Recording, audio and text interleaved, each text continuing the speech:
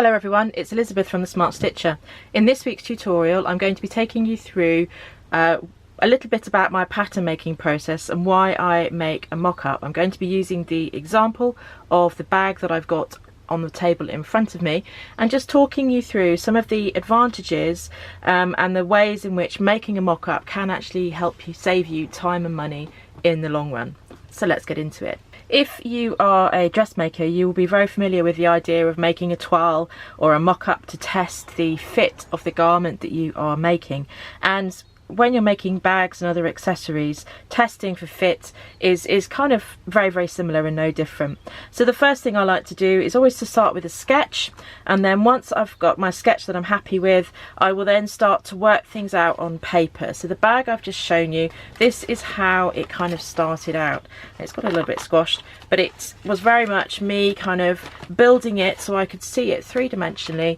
roughly in the size that I wanted to make it, to see then how it would look. And I was able to kind of see that perhaps there were some areas and sort of some issues with the flap,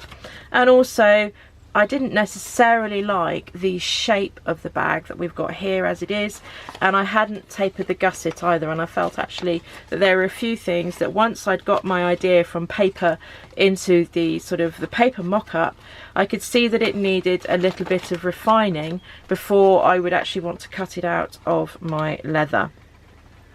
So the next stage was to make the bag again. So I made another one of these in the shape that I wanted it to be, and I'll add a photo to show you what that looks like.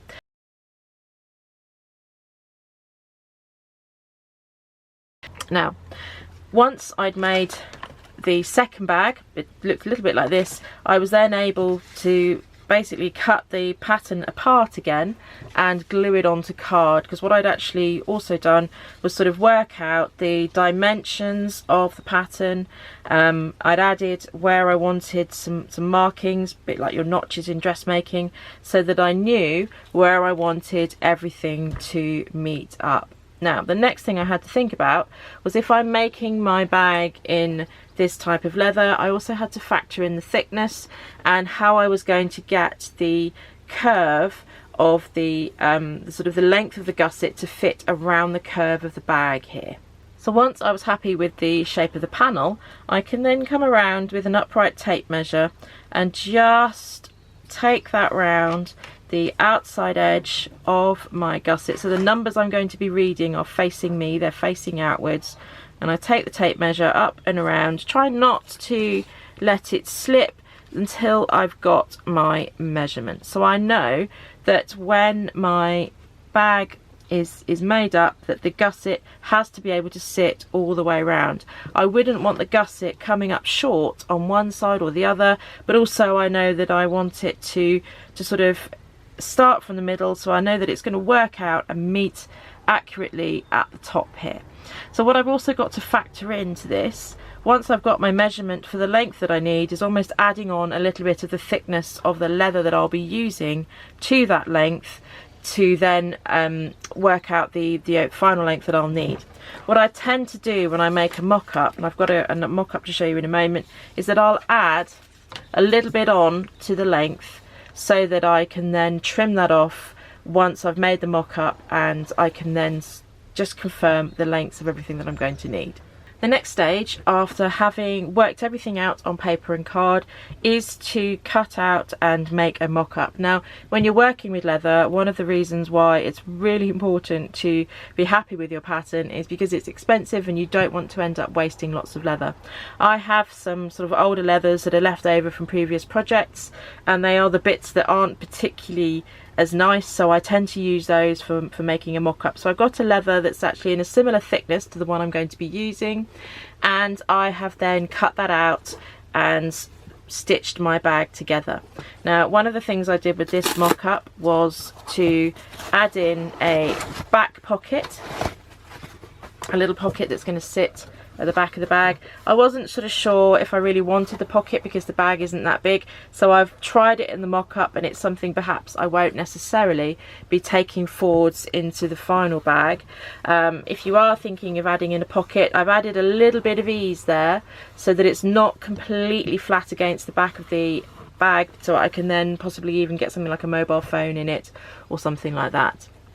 Once I'm happy that I've got sort of all my pieces in, the mock-up then allows me to work out how I want to sew everything together and what order I want to do it in. And also it then sort of helps me translate where I think I'm going to be positioning my hardware. So the bag in its final form has a Sam Browne stud and a little sort of flap, that's hole in the flap that comes over the top. So I need to sort of be able to work that out, and once I've got my mock-up, I can then start to then reflect those changes on my actual pattern piece. So this is where the hole for the stud went on the outer side, on the flap rather, and this is where it went on the actual sort of front panel of the bag. One of the things I found as I was testing the leathers was that I needed to just pare back the gusset leather so that it would sit, so I'm just paring the edge of the gusset leather so that it sits quite nicely around the panel. So that was just thinning it out a little bit, not very much, but just enough to alter the depth, and that means that the panels would sort of sit inwards a little bit more. So at this point, if there's anything that I'm not happy with or anything I want to change, and I think when I did this initial green bag, I felt the flap just at the front here was just a little bit too wide, and I wasn't particularly happy with how that was sitting, so I will know that I go back and I adjust my card template to reflect the change I wish to make. So at this particular point you can make any sort of further changes, any adaptations, make sure that they are reflected on your templates, and then of course you can repeat the mock-up process. Sometimes I've made a few mock-ups just because it allows me to work things out, or of a problem that I might have picked up.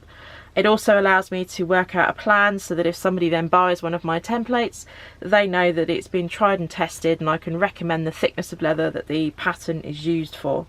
Once you're happy with all your testing and your modifications and anything else that you need to do, you are then ready to make your final piece. So anything that I've learnt from making my mock-up then goes into this piece, and then I can confirm that I'm happy with the template and pleased with the outcome.